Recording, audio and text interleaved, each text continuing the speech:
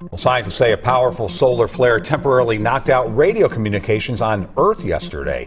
We asked next weather meteorologist Adam Del Rosso to explain what happened and what other things we may see this weekend. It's yet another impact from this active solar cycle. This time, a strong solar flare, along with what's called a radio burst, shooting a wave of energy and radiation right at planet Earth. The strength we saw yesterday on those particular bands was almost 10,000 times the normal background that comes from the sun. Sean Dahl with the Space Weather Prediction Center in Colorado says this is the largest flare since 2017 and possibly one of the largest ever recorded. Any space weather event coming from the sun will not harm you as long as you're on the surface of our planet. There are industries that could be impacted though, like our technologies, GPS accuracy, communication issues as we experienced during the event yesterday. On Thursday, the Earth reached aphelion, its greatest distance from the sun. By the time the Earth reaches its closest point next January, scientists believe the sun could be experiencing what is known as solar maximum, although the sun will still be some 91 million miles away. But the peak in solar activity could affect us here on Earth. Here to tell us what this all means is Derek Pitts. He's chief astronomer at the Franklin Institute. Derek, it's good to have you back. What happens to the sun during a solar maximum? Well, John, the sun really starts to show us what its life is like as an active star. The sun is a ball of very hot gas, about 27 million degrees at the core, about 12,000 degrees Fahrenheit on the surface. And because of the turmoil that goes on inside the sun, very, very intense magnetic fields are formed. And what happens is those magnetic fields build up. And on the surface of the sun during maximum, we see the expression of those magnetic fields releasing energy. And as they do that, we see sunspots, large sunspots, many sunspots, an increase in sunspots. We see solar flares, we see solar prominences, and there are also what are called large explosions or eruptions of plasma off the surface of the sun, called coronal mass ejections. And all of these are the result of these intense magnetic fields on the sun. And how often does a solar maximum occur? And there's some, was the prediction about when it would happen off? And does that mean something significant? Well, we've actually been able to keep track of how often the sun reaches maximum since about 1755. That's when the first solar maximum was first observed. And these maxima come around about every 11 years. Now, why it's 11 years, we actually don't understand why the sun's cycle of maximum, reaching maximums, is every 11 years. Now, for prediction, it turns out that this year, the solar maximum seems to be coming earlier and with greater intensity, with more spots than we thought. So it looks like the maximum is going to arrive earlier than we expected it to arrive. And now the question everybody's been waiting me to ask, which is, what does this mean for us? Well, what it actually means for us is that the blast of electromagnetic particles that comes out of the sun during what are called these coronal mass ejections, as they fall into the Earth's magnetic field, what happens is these can cause electrical surges here on the planet Earth. They can interrupt satellite communications, they can interrupt radio communications, they can cause power blackouts by causing surges in power transmission lines, and all of these things, of course, can disrupt, what we're doing here on planet Earth. So whenever there's a maximum, a solar maximum, we're concerned about this, but especially in this case, where we think the maximum is going to be so much more intense than previous maxima have been, we're really thinking about what that means for us going forward. And just very quickly, is there anything we can do to prepare other than know it's coming? From the scorching deserts of Egypt to the misty mountains of Peru, the sun has been a source of fascination and awe for countless generations. Across cultures and time periods, people have found different ways to symbolize and worship this powerful celestial body. In this video, we'll explore some of the most fascinating examples of sun symbolism in different cultures. They all had one thing in common, the sun god. The Egyptians worshipped the sun god Ra, also Horus, Osiris, and Isis, And the Incas also had their sun god, also called the Sol, S-O-L, which also the Romans used to worship the exact same deity in the form of Jupiter. The Greeks celebrated it in the form of Zeus, Kronos, and so forth. They had numerous gods for that. So when you look at the Incas, the Mayans, I should say, and the ancient Egyptians, pyramids all worship the sun god. How did that come into play in Earth's history? All have the same religion, thousands of miles apart. Well, when you read in Genesis chapter 10, you read that Nimrod walked upon the face of the earth. Nimrod built the Tower of Babel. Now, Nimrod, if you read history, is the father of all pagan gods. That's why you can find the same mythology in the Romans, the same mythology amongst the Greeks, same mythology amongst the Incas and Indians from India, China, Japan, all these Assyria, Galatia, Ephesus with the great goddess of Diana, which in Egypt was the goddess Isis. All of them have the same thing in common, same mythology story.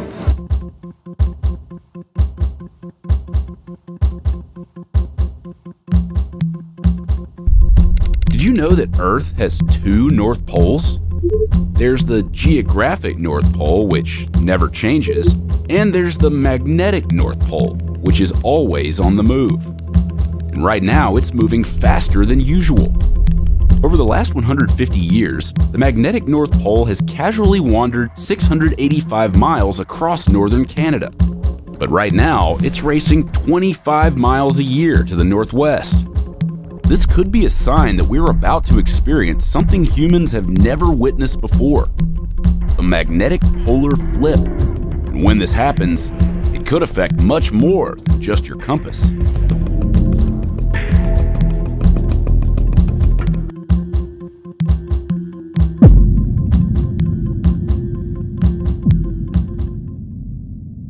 Our next story is about the sun.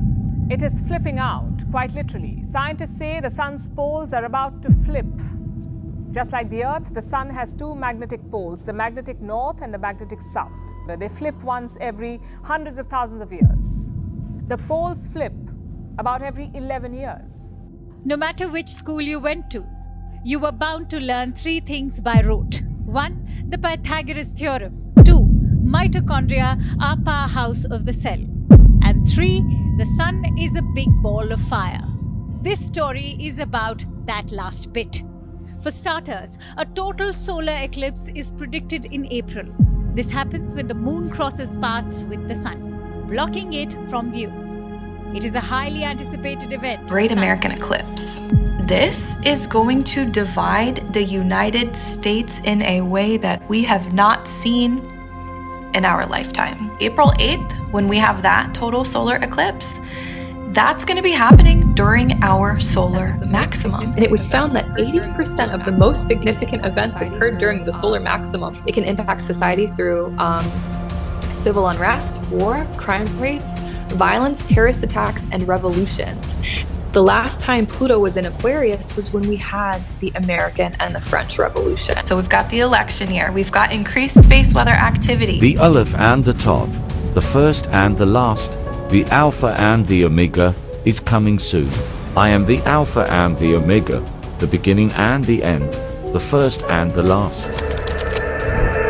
It's a prophetic implication regarding the United States just on that X. So it's right there in the writing on the law. And I think these signs are telling us that there isn't much time left. Alexis, I find it so interesting, the research that you've done, and it's in your book there. I've got a copy here too.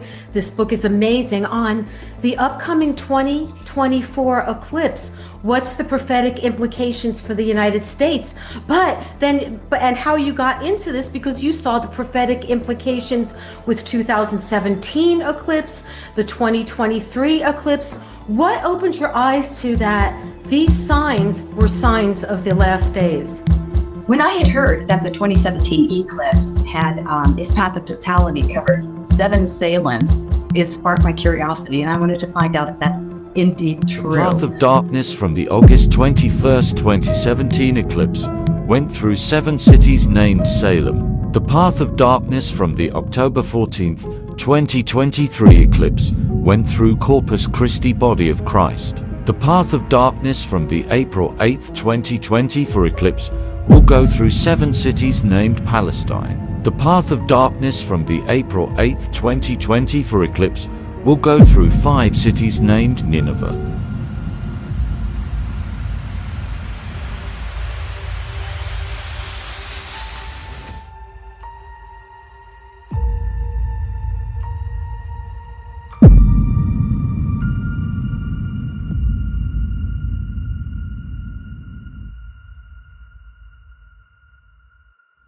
Hey, what's going on, you guys? It is I See the Universe, and we is coming through with a podcast today. So we really want to be talking about the dwelling of this climate change that we are in, but we're going to be hyper focused on like the sun in this situation that we are approaching. So trigger warning, of course. If you're someone who is not comfortable with change, this is not going to be for you. Someone who doesn't like to fully scope, the trajectory of specific ideals, this may not be for you if you're closed-minded, etc. And just trigger warning, because it's not going to sound pretty, what I'm about to get into. Now, we are going to get into like some historical relations with mythology, astrology, and like astrological things, astrotheological things that correlate, and also some astronomical things as well. So we're getting into some astronomy, and data is data. If I look at things from certain standpoints, that's just what it's going to have to be. It is what it is. Whether you like it, your friend likes it, or they like it, or they don't, it doesn't matter.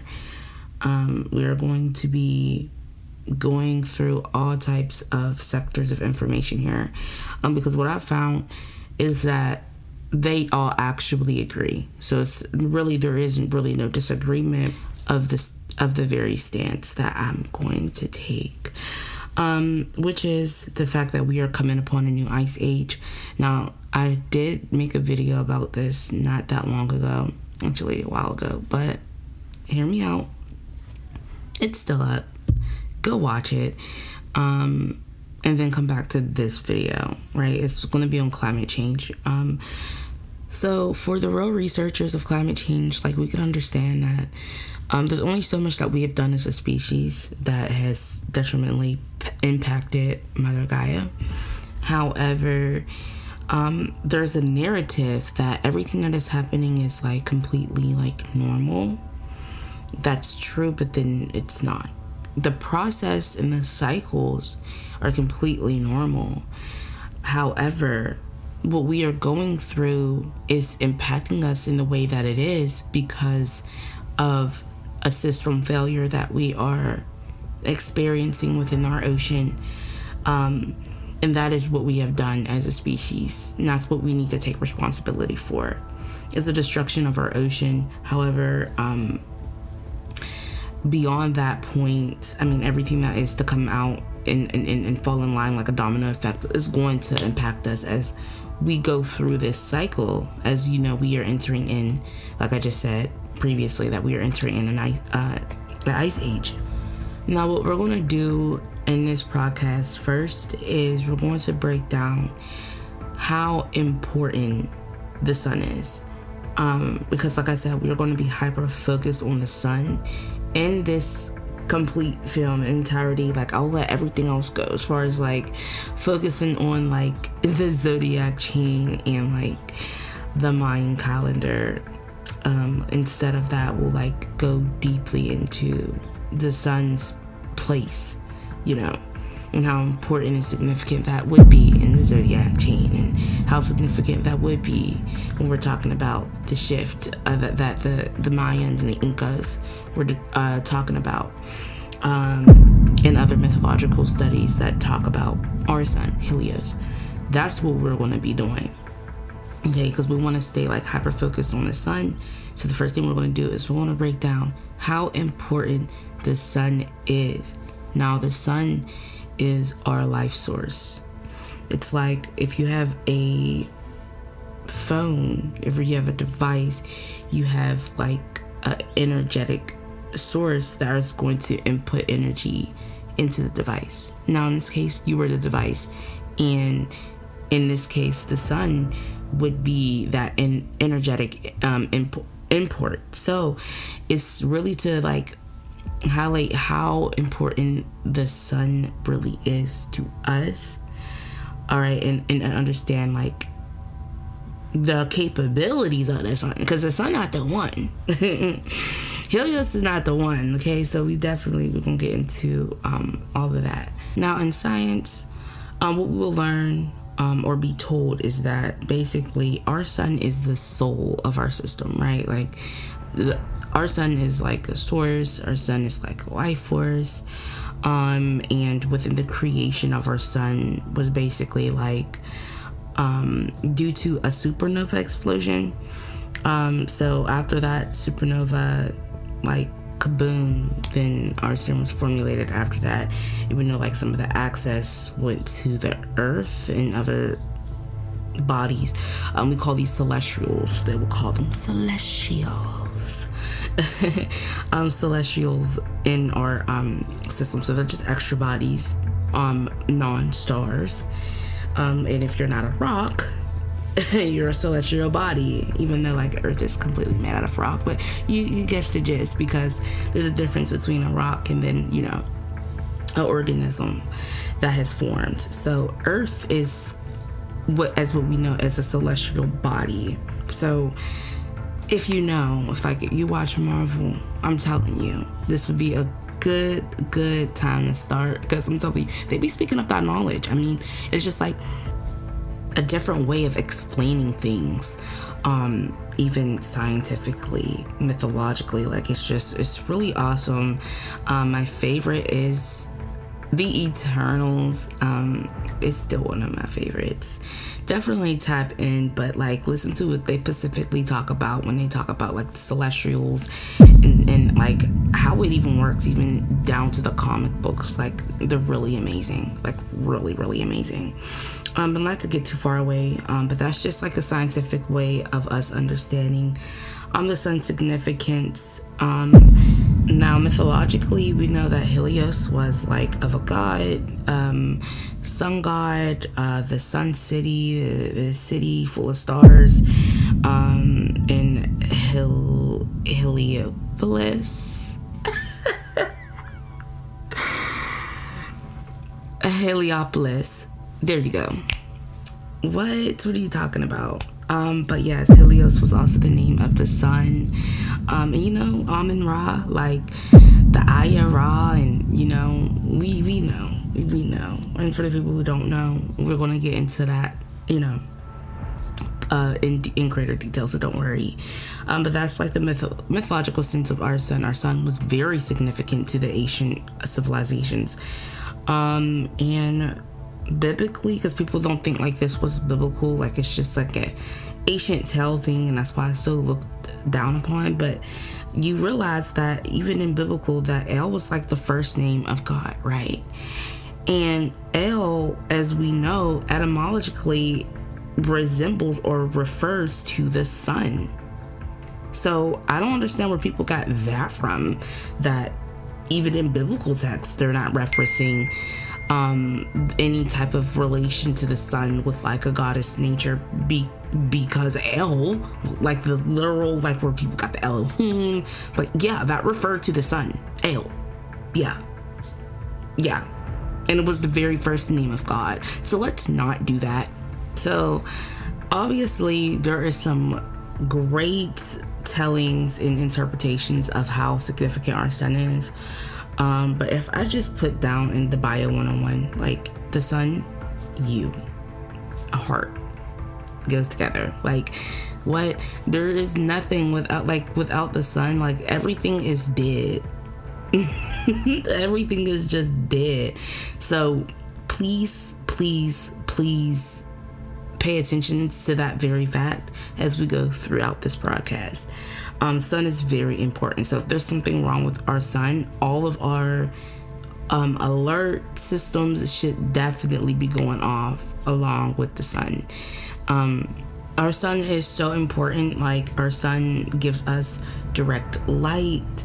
that heals our planet. It helps our planet grow things.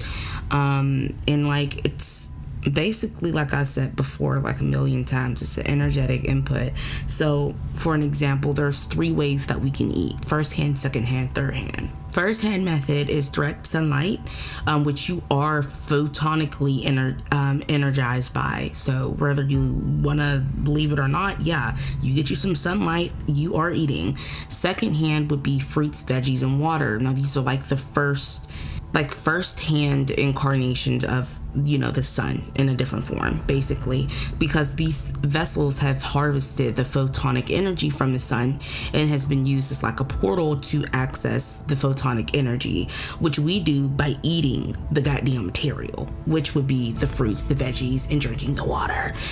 So the third hand is flesh, because you see, like the second hand with the fruits and veggies, that is what it really meant, even in biblical terms and aspects. Even in biblical terms and aspects, meat meant the fruits, okay, the veggies, which bear seed, because with seeds we can do what? We can multiply, right? But it somehow got converted into flesh. We started to get confused, but flesh is not meat. Flesh is your suit. So whatever you eaten, you can then transfer it to me if I ate you. Like, so that's third hand, flesh. First hand, second hand, third hand. So as you can see, the sun plays such a drastic part in our lives, and within this very organism. Now, like I said before, if the sun starts to go off, that's an alert system for us. So we need to pay attention to these red flags.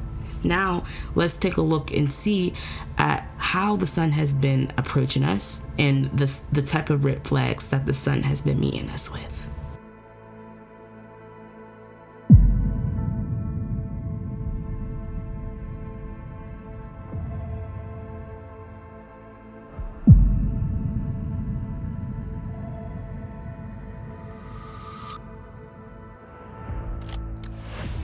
Earth's magnetic field protects us from things like solar radiation and charged particles from the sun, but it's gradually getting weaker, and scientists don't know why. Joining us with more is the director of the Alan Carswell Observatory, Dr. Paul Delaney.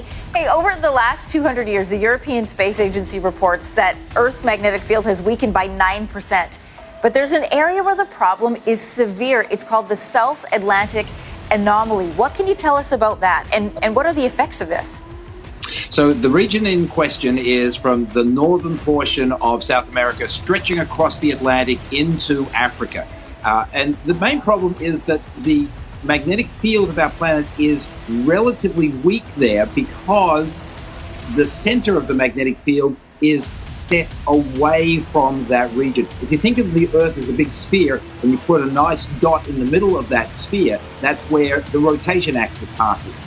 But the magnetic axis passes a few hundred kilometers away from that, away from South America, meaning that the magnetic field that we're generating inside our planet is weakest there, and that has the problem that the Van Allen radiation belts, full of charged particles, are a lot closer to the surface. And that means, of course, problems as far as satellites and people are concerned, all because the magnetic field is weakest at that location. Well, let's dig into that a little bit. Specifically, what kind of issues are we going to experience here on Earth, and what does that mean in terms of, human and health and safety?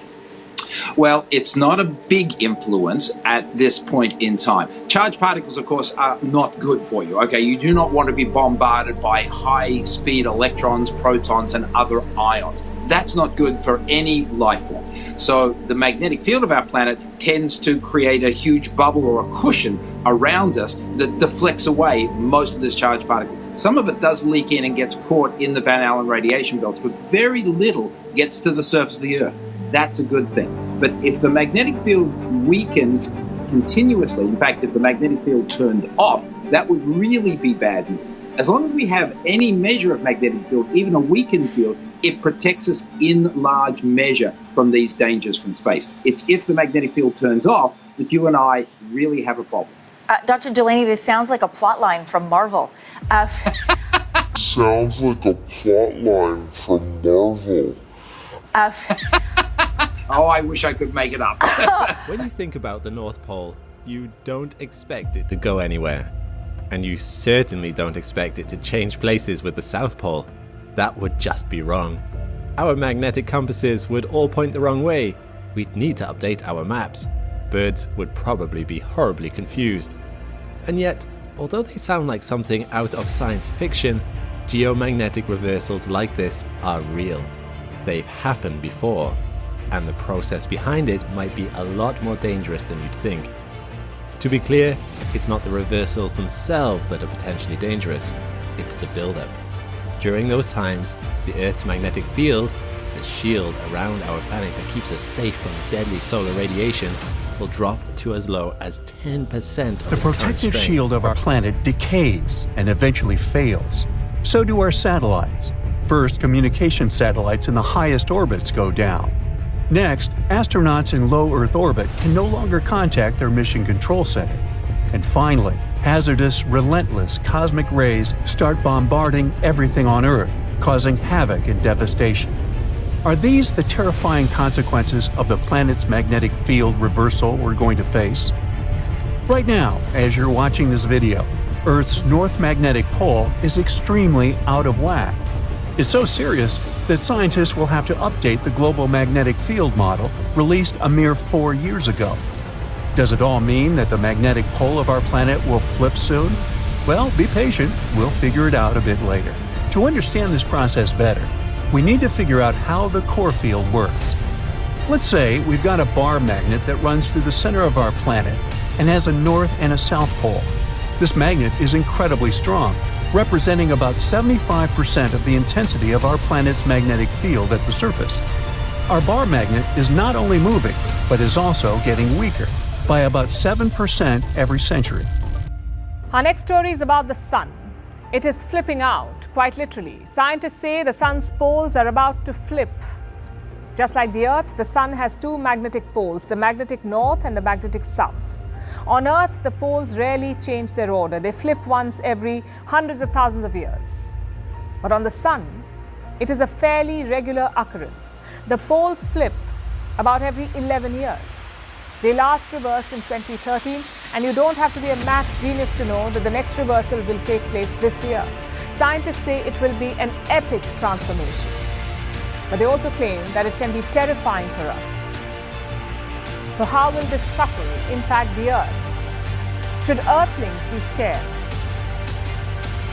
No matter which school you went to, you were bound to learn three things by rote. 1. The Pythagoras theorem. 2. Mitochondria are powerhouse of the cell. And 3. The sun is a big ball of fire. This story is about that last bit. Because this year, the ball of fire is quite the hot topic. For starters, a total solar eclipse is predicted in April. This happens when the moon crosses paths with the sun, blocking it from view. It is a highly anticipated event for scientists. But they are concerned over one thing: fact that the sun itself is getting ready to flip. Its poles are about to reverse. Here's how. Just like the Earth, the sun has two poles, the magnetic north and the magnetic south. Every 11 years, the polar magnetic fields weaken. They go to zero and then emerge again with much more energy, but with opposite polarity. So the North Pole becomes the South and vice versa. Remember, we told you about the Earth's magnetic poles? That's because the Earth has a magnetic field too. Usually, this field acts like an umbrella. It deflects the storm, much like rain bounces off an umbrella. But sometimes, the storm is so strong, it rips through the Earth's magnetic field. And the results can vary. On the positive side, solar storms can result in vivid auroras, which is why this year the northern lights will be stronger than they have been in at least a decade. Severe solar storm warning issued. NOAA says northern lights may be visible in Alabama. Let me say that one more time. The northern lights may be visible in Alabama. Alright? And I don't know if y'all know where Alabama is, but that is at the south of the most south of the southest of the southest you can get in USA. Right? Then I'm actually, you know what I'm saying, familiar with Alabama. We not supposed to be able to see no northern lights, nothing. Okay? We're not supposed to see a lick of that. Not over here. Now, if they would have said the southern lights may be visible in Alabama, maybe you can make it make sense. But you can't make this make sense of how the northern lights may be visible in Alabama. And I be telling y'all, this weather is going to get crazy. And people thinking that I just be making it up.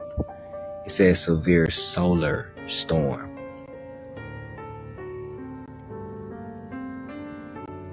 It's a geomagnetic storm. Do y'all see this?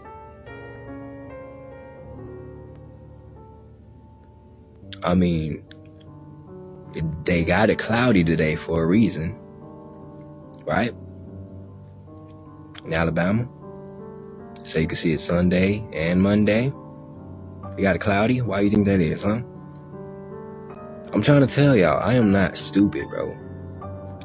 I promise you. It's just the fact of the matter, like, people is gonna literally learn the hard way that I am not tripping. Because if you can just look up in the sky in Alabama and see the northern lights, you know we is in the end times. The interdisciplinary scientific study of the cause of climate change also includes the study of eschatology, that is, the description of the end times and their harbingers in the scriptures. Let's look at the eschatological signs of the two fundamental religions, Christianity and Islam. There are two scenarios mentioned in the scriptures: the golden millennium, Eden on earth, or the apocalypse, the end of time. As long as we are in a consumerist format, we are on the way to self-destruction. Time is passing, but we are not changing direction and are approaching an apocalyptic finale. Let's take a look at what we have been warned about. 12,000-year cycle. According to the Bible, in the second book of Ezra, Common English Bible Translation, chapter 14, verses 10 to 17, it is said, "The age is divided into 12 parts. 9 parts and half of the 10th part have already passed. As for the evils that you have seen now happen, people will yet do worse than these." Here, the age refers to the cycle of 12,000 years. In other words, the Bible itself speaks of the cycle of 12,000 years. Remember this. The message was left 500 years ago before our era, that is 2,500 years ago.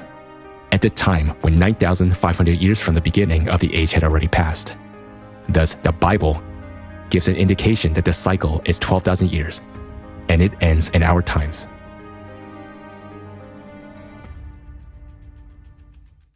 Scientists and atheists have all the answers except one. How could people 2,500 years ago accurately predict what is happening now?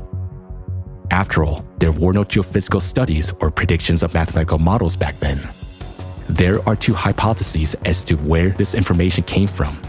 Those who insist on the primacy of the mind are willing to believe that this information came from aliens or from past civilizations.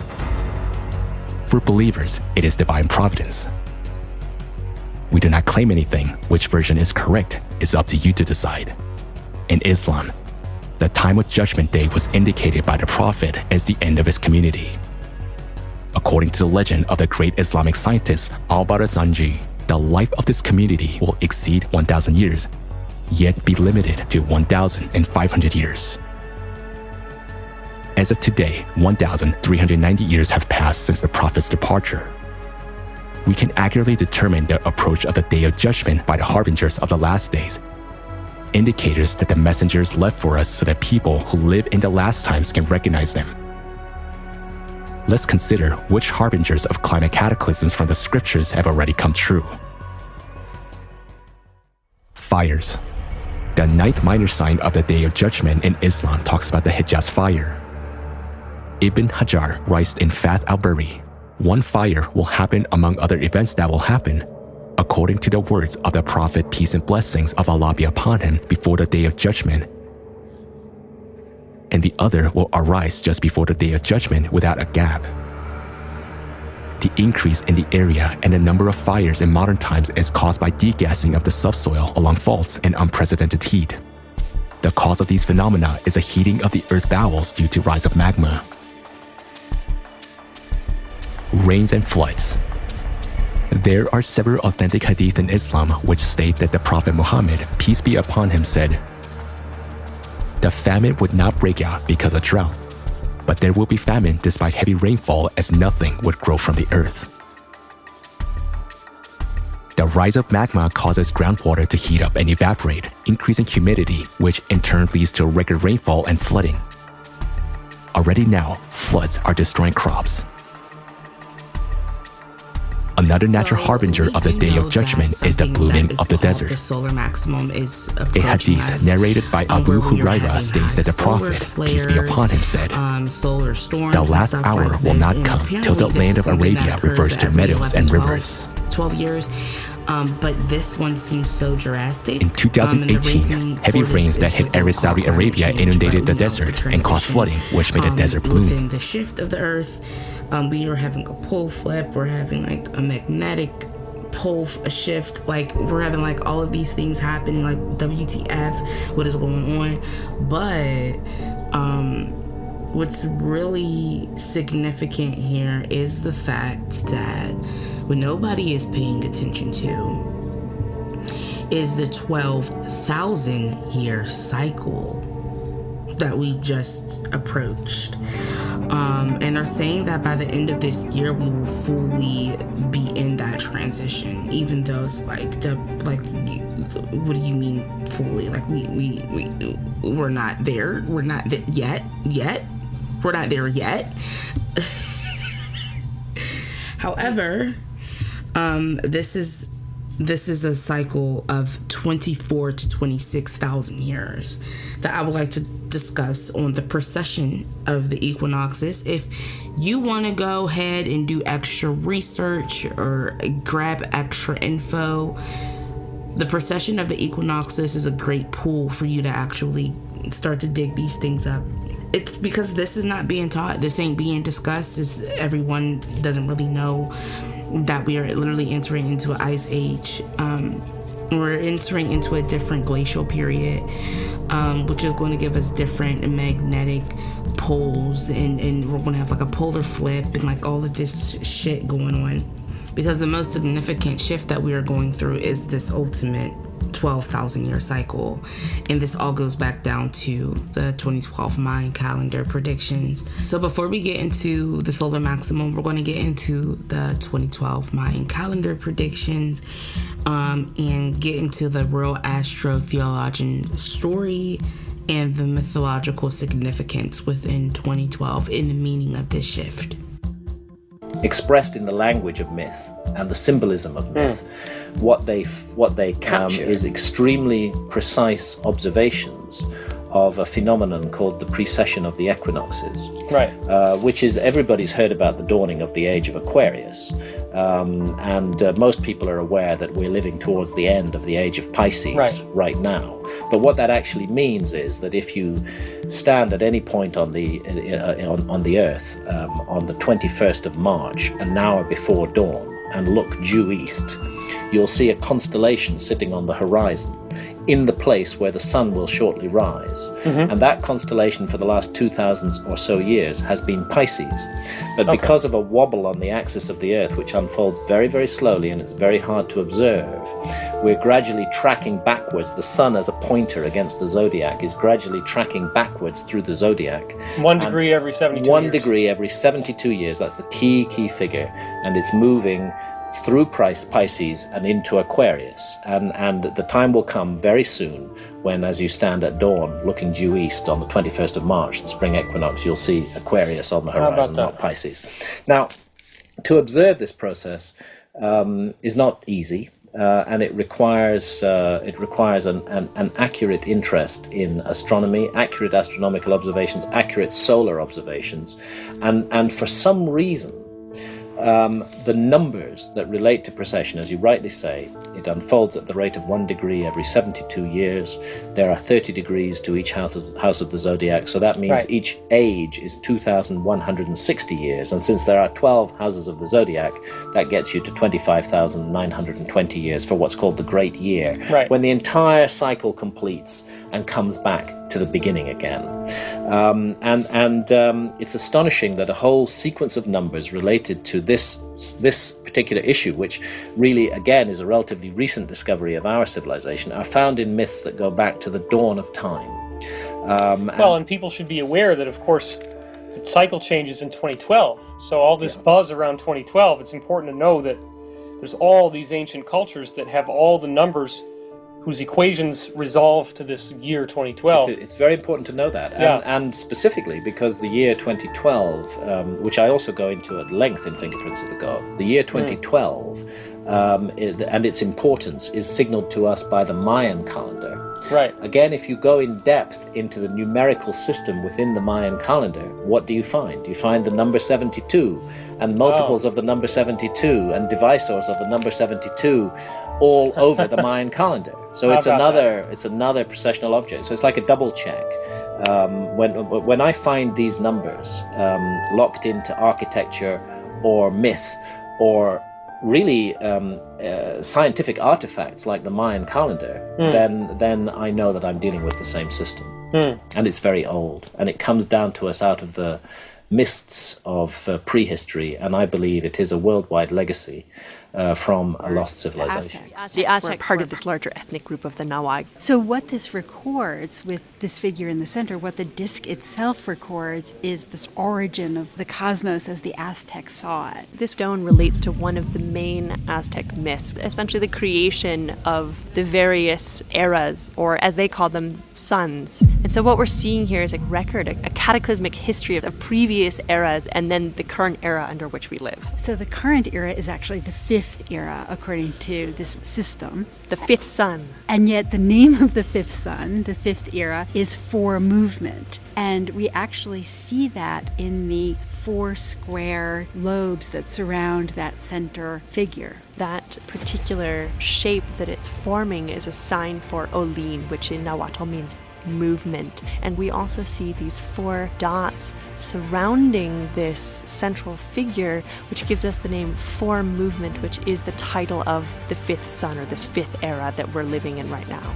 And then inside those squares or rectangular shapes that mean for movement, we see the names of the previous 4 suns. Exactly. So if we go from the top right and go counterclockwise, the 4 eras are 4 Jaguar, 4 Wind, 4 Tlaloc, and then 4 Chalchihuitlicue, or let's say. And the idea is that in the first era, it's death by jaguar, devoured by jaguars. In the second era, death by high winds. In the third era, death by rains of fire.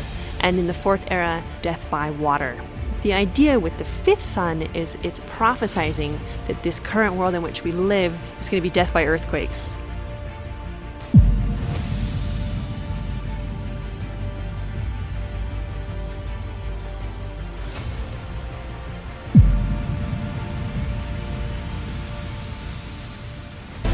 Did you know that you were picking a fight with academia? Because there's a lot of people that just don't want to hear this. You have been at the front of the line for decades, and you exposed me to a lot of these controversial ideas that have now been substantiated. Well, I'm Graham Hancock. I don't claim to be an archaeologist or a scientist. I am a journalist, and the subject that I'm investigating is human prehistory. And I think that that incredibly important forgotten thing is a lost, advanced civilization of the Ice Age. Now, with all of this solar radiation panic and like how the power may go out and our electric grid being at stake and at jeopardy, there's not really too much of a question when it comes to the solar maximum, because it is something that has been like observed and noticeably observed since the 1700s, according to the, the European colonialists. You know what I'm saying? You know what I'm saying? Because this is ancient knowledge. Come on now. 400 years ago? Come on now. As everything has to be 400 years ago. All right. But yes, the solar maximum is more current, so it's not something that everybody always gets all in the hoots about.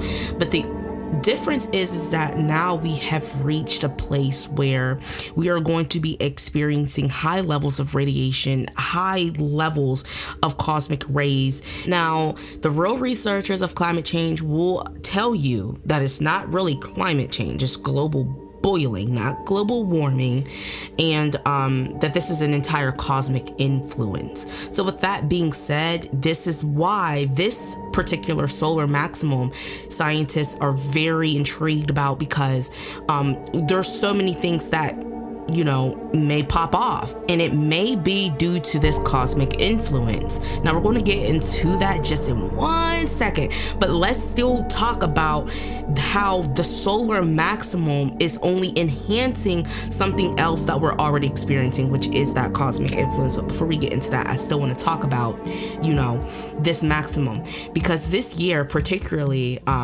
first of all, the maximum is early.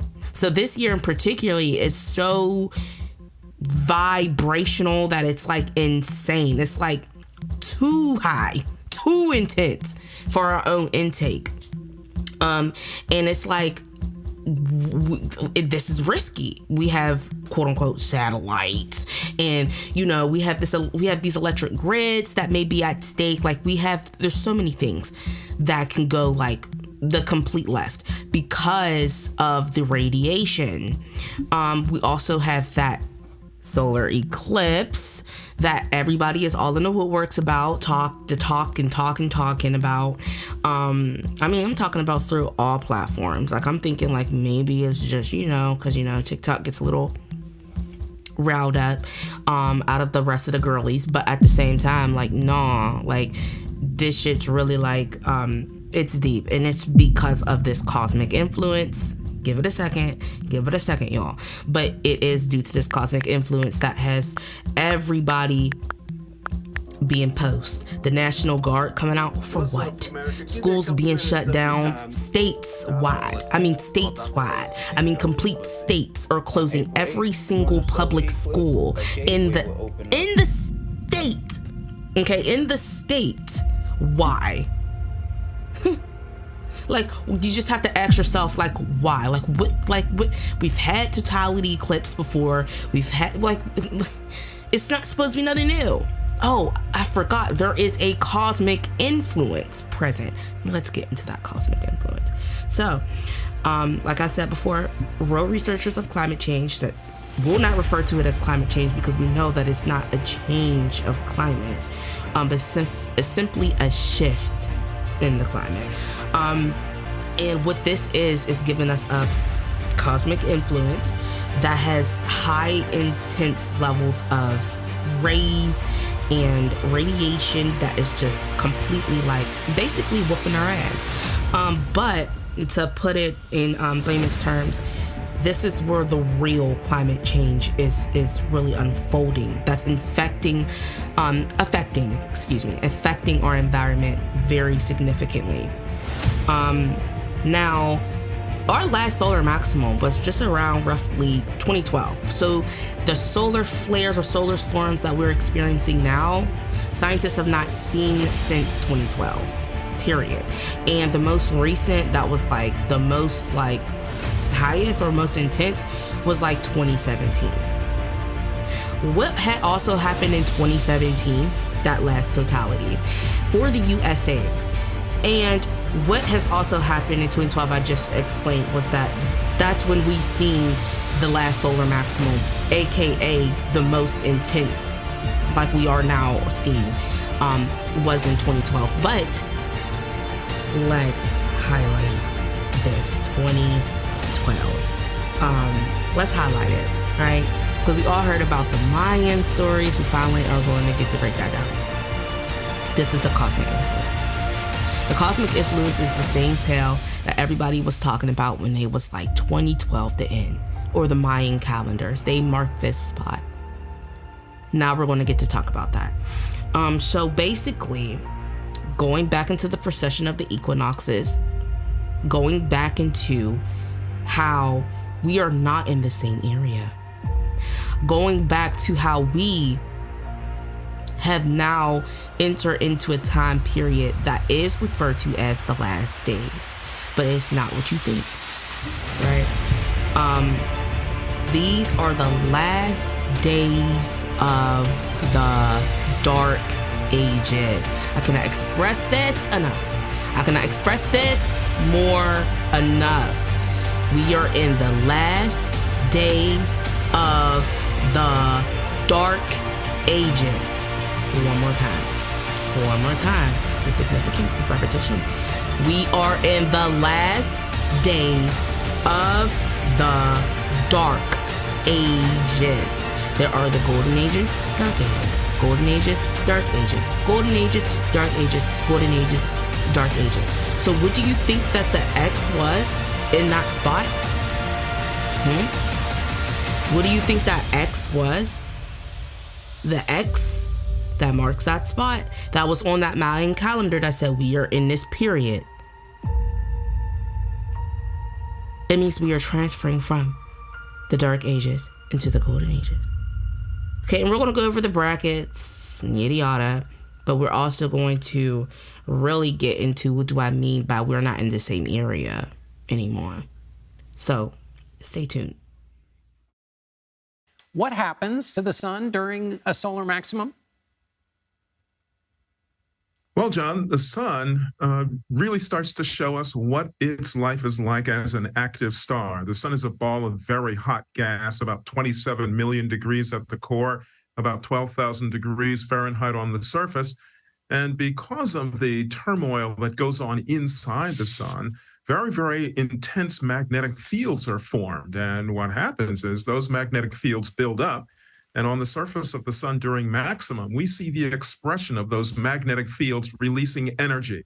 And as they do that, we see sunspots, large sunspots, many sunspots, an increase in sunspots. We see solar flares, we see solar prominences, and there are also what are called large explosions or eruptions of plasma off the surface of the sun, called coronal mass ejections. And all of these are the result of these intense magnetic fields on the sun. And how often does a solar maximum occur? And there's some, was the prediction about when it would happen off? And does that mean something significant?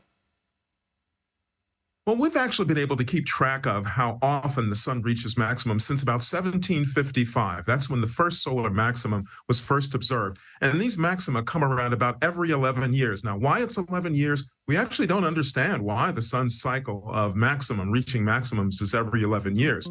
Now, for prediction, it turns out that this year, the solar maximum seems to be coming earlier and with greater intensity, with more spots than we thought. So it looks like the maximum is going to arrive earlier than we expected it to arrive. Let's move on to the April 8th, 2024 eclipse, which is the twin sister of the 2017 eclipse. Never before has an eclipse crossed over the entire contiguous United States of America and then 7 years later do it again in the opposite direction, forming an X across the middle. Across North America on April 8th, 2024 is just getting weirder and weirder. Now, as I stated in my previous video covering this topic, total eclipses themselves are not so rare. They happen every 2 years at any one given spot.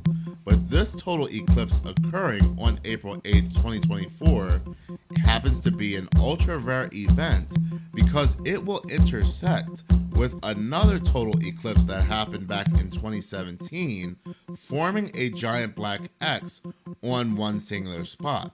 That one singular spot located in the United States, Illinois, in an area known as Carbondale, which is also known as Little Egypt. Two total eclipses merging and forming an X on one singular spot, like I said, is an ultra rare event. Last time something like this happened was back in the early 1800s, but ultimately this happens every 300 to 400 years. Even though this is an ultra rare event, this total eclipse happens to be the first of its kind. That is because as you're looking up, as you're observing the total eclipse, you will also be able to observe another rare event, another rare celestial event in the form of the Devil's Comet. This ominously named comet is due to the fact that it appears to look like it has two horns due to its two tails. Now, while they state that this comet will be closest to the Earth on April 21st, it will actually be closest to the Sun on April 8th.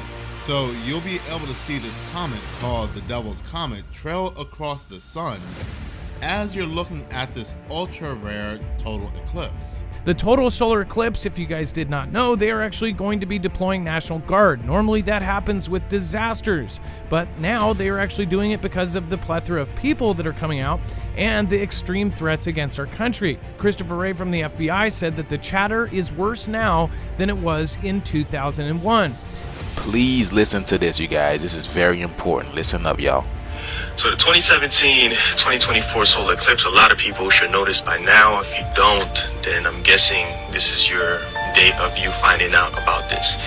So the coincision of this eclipse pass is here in southern Illinois, also known as Carbondale, also known as Little Egypt.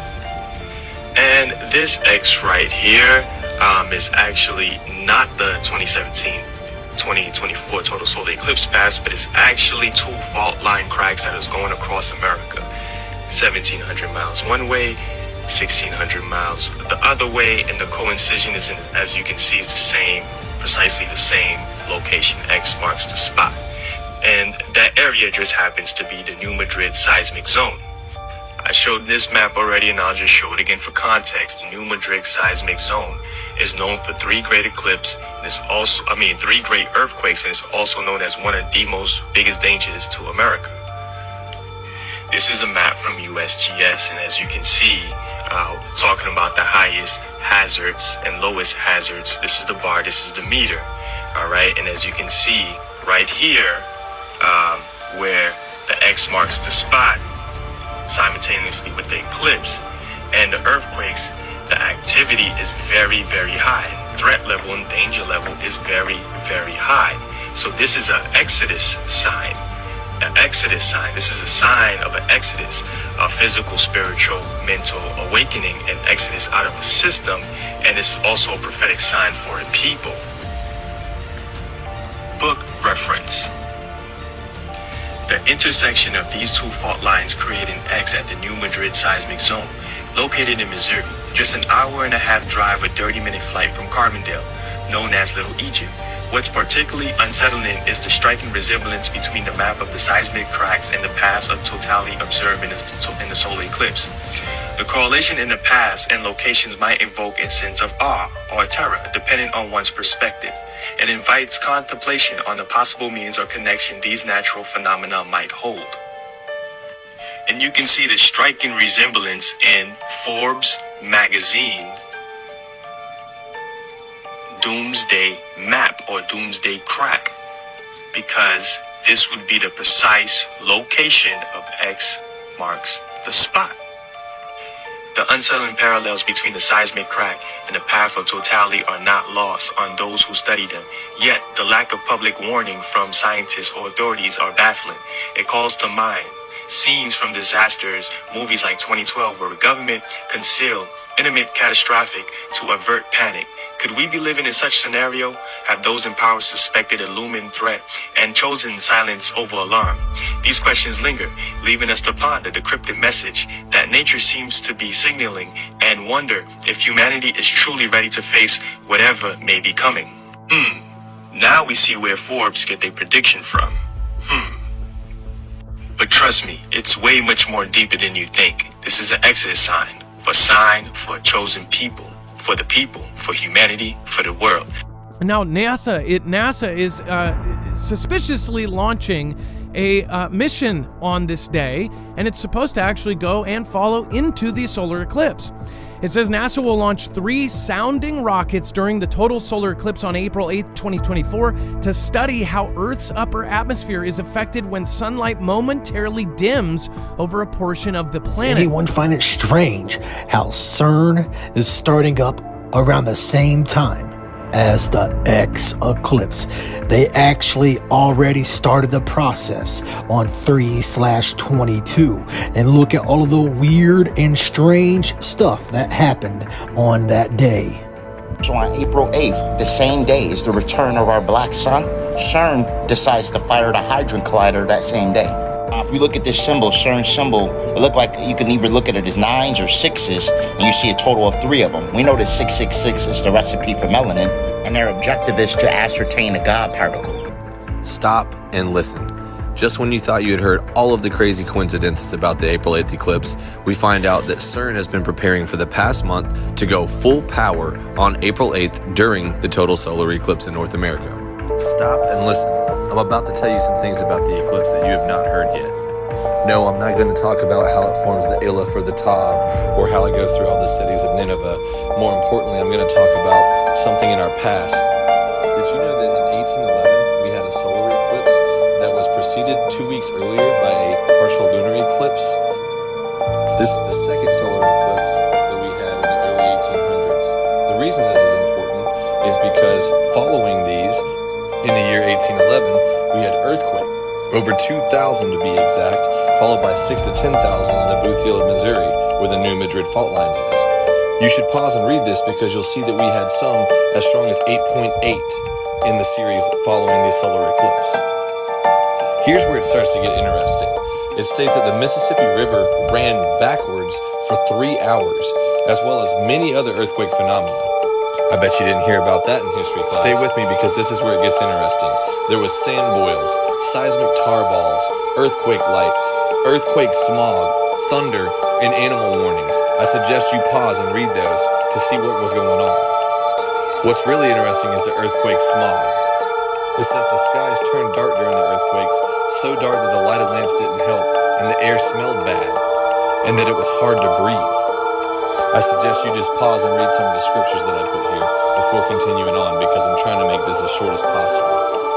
Now, I'm sure you know that the Devil Comet will also be visible during the April 8th solar eclipse. What's interesting is there was also a comet that came through during the 1811 solar eclipse. The Tecumseh Comet is what they called it. Now, of course, they say that this comet only comes around once every 3,065 years, but I do have something interesting to add to this. The Devil Comet, or as they call it scientifically, the Pons-Brooks, orbits the sun every 71 years. Since we will see it this year in 2024 with the eclipse, we can do a little backwards math. And if you look, it actually goes back to the last time we saw it as the year 1811. Of course, they wouldn't lie to us about history there, right? Remember when I mentioned earlier that the solar eclipse of 1811 was preceded 2 weeks earlier by a lunar eclipse? Well, wouldn't you know it, exactly 2 weeks prior to the April 8th solar eclipse, we will have a lunar eclipse on March 25th. Those earthquakes were called the Great New Madrid earthquakes, and of course we know that the path goes right over the New Madrid fault line for the eclipse of April 8th. Maybe they do have reasoning for stationing National Guard, canceling schools, putting out radiation units. I mean, who knows what's in that earthquake smog that's going to dark out the sky, not to mention how that also ties into more scripture. It's a prophetic implication regarding the United States just on that X. So it's right there in the writing on the law. And I think these signs are telling us that there isn't much time left. Alexis, I find it so interesting, the research that you've done, and it's in your book there. I've got a copy here too. This book is amazing on the upcoming 2024 eclipse. What's the prophetic implications for the United States? And how you got into this, because you saw the prophetic implications with 2017 eclipse, the 2023 eclipse. What opened your eyes to that these signs were signs of the last days? When I had heard that the 2017 eclipse had its path of totality covered 7 Salems, it sparked my curiosity, and I wanted to find out if that's indeed true. It took me a while, though. About a year or so, the Lord kind of knocked me out of bed early in the morning to go do some research, and it just made me curious. I think that was him. But in doing that research, I did find some Salems. I found much more, and in going across, I went onto NASA Interactive Map satellite, and I wanted to look at all the locations that were covered that might have some prophetic significance. And so I started to write those down. Some of the one of the very first locations that I found, and this is a trigger word for some people, but it's just data, and so I'm going to tell the truth. And what was covered was a city called Donald. Okay, and again, this was the 2017 eclipse. 2017 eclipse, yes. Now, are there a lot of cities named Donald? No, I thought the same thing. And I thought, well, I'm going to do research, go all over the United States and see if there's a lot of them, if there's any more within the path of totality, or if there's any more all over the United States. Now, I didn't find any. Now, if somebody goes and finds some somewhere, that's fine. I'm open to that. I covered about 4,000 miles at various altitudes, so it's quite possible I missed a few things. But one of the first locations was the city of Donald. And when you look at the path of totality, there's this that goes across, it starts in Oregon and ends at South Carolina.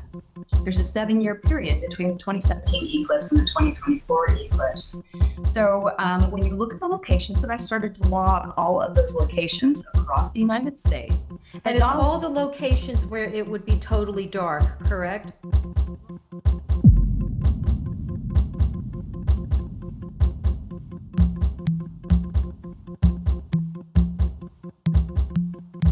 Short summary, 24 to 26,000 years, Isis, right, which is still our spiritual sun. It is our star. It is in our solar system's path.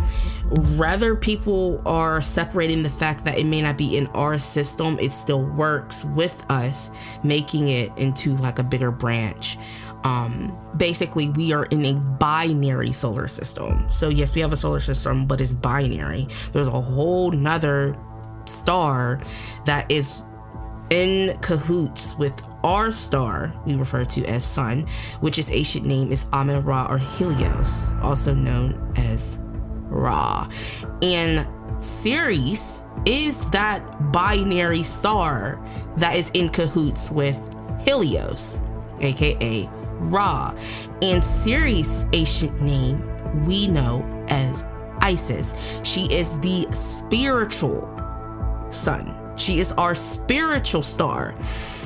So they are in a cahoots, and they literally formed the Vesica Pisces. It looks so beautiful, but to see that, I would have to be like, I don't know how big, but like humans are not that big, and we are like in the planet, so we can't really see that. Anyways, back to the short summary.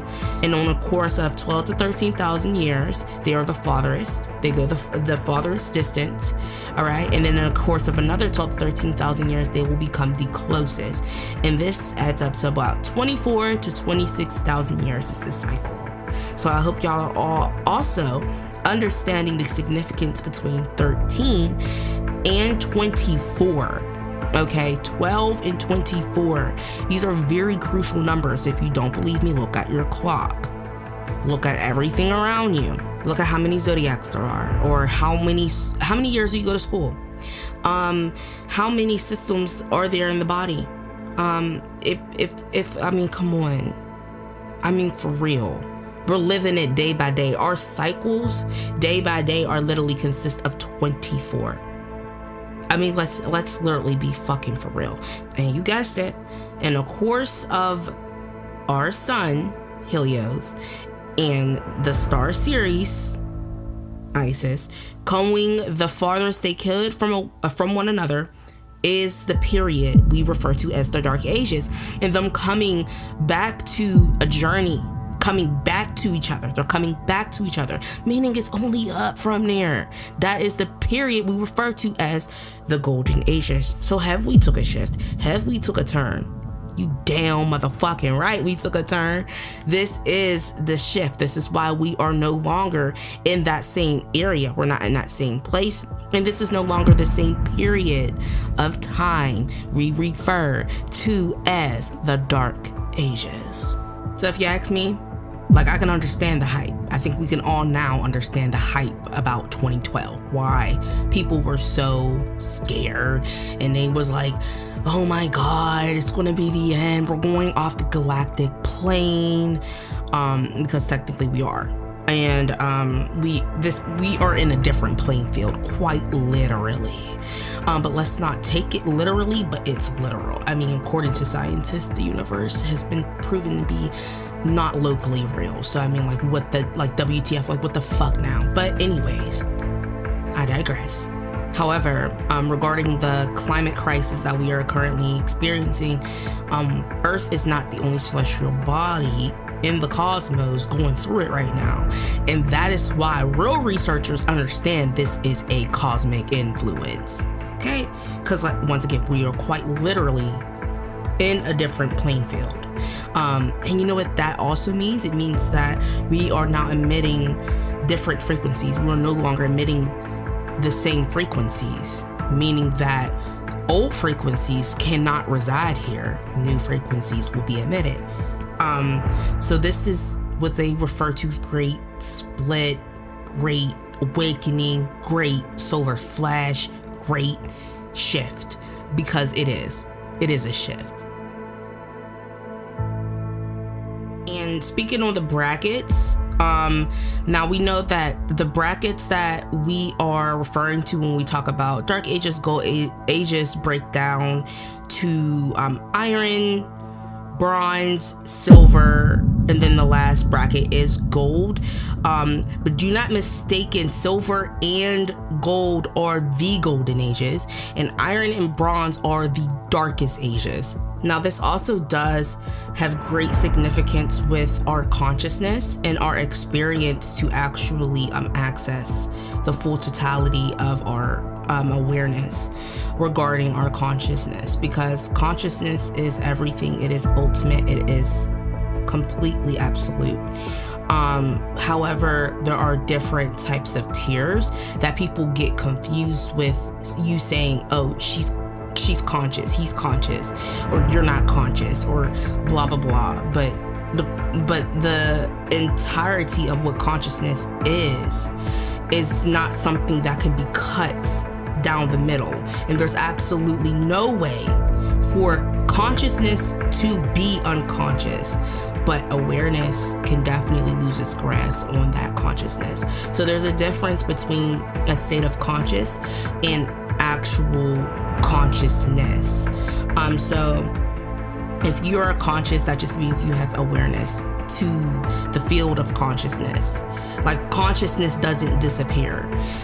Like, that's kind of saying that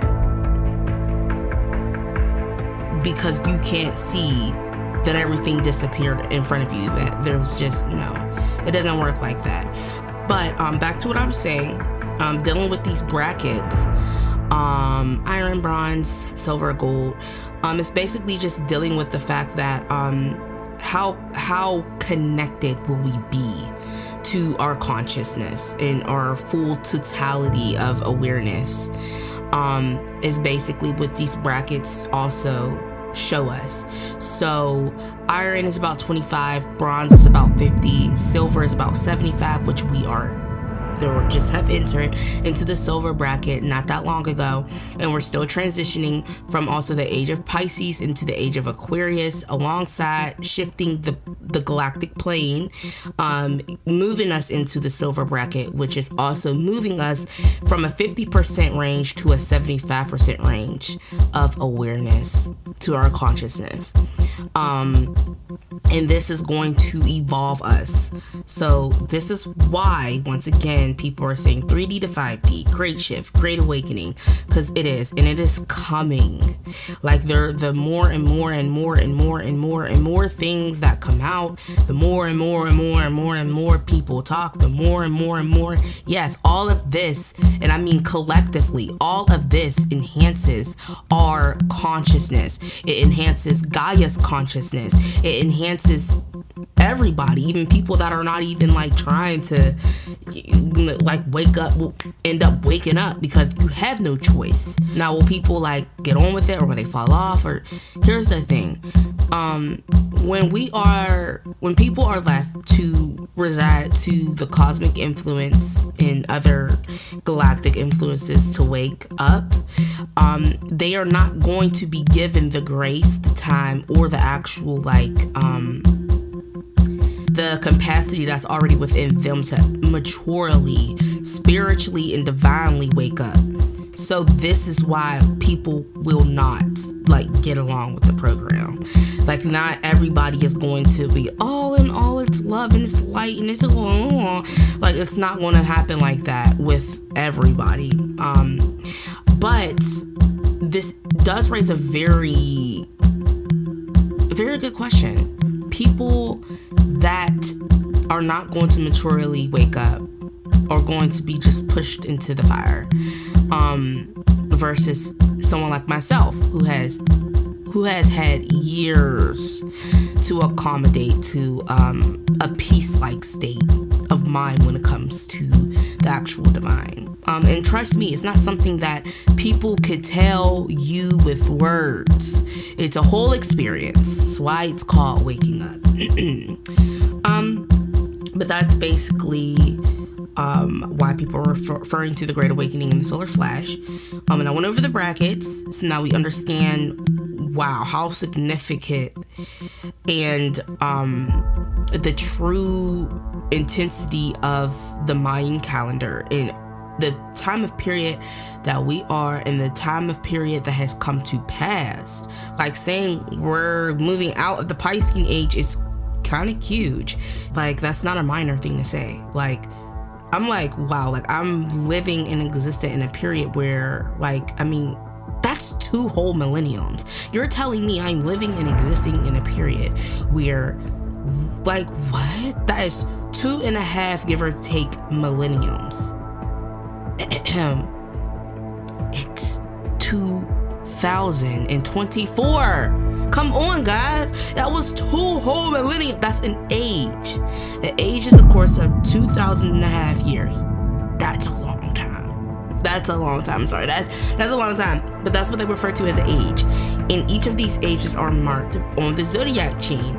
That time period was marked by the Piscean age.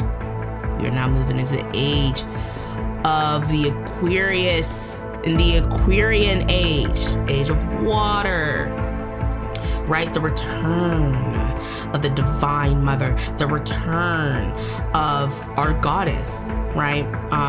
The age of information, and AKA the return of Isis, because she is coming back to us. So every moment, just think, after you get off this video, just think, every moment that's passing, we're actually getting closer to Isis, meaning she is coming, she is on her way to snap us all back in shape, because like, this is crazy. Yes, so you have it. A lot of things are still unanswered, I understand, and this is not my last video, don't worry. But I thank you all for tuning in. Y'all stay impressed. Get y'all knowledge. And again, you should go watch that climate change and that ice age video that I did, because it will also fill in some blanks as well. So I didn't like go into certain things because I've already covered it. Subscribe and watch all my videos and turn on that notification bell so you can come back when I post another video. Like what you saying is I see the universe. Thanks for tuning in, y'all. Stay impressed.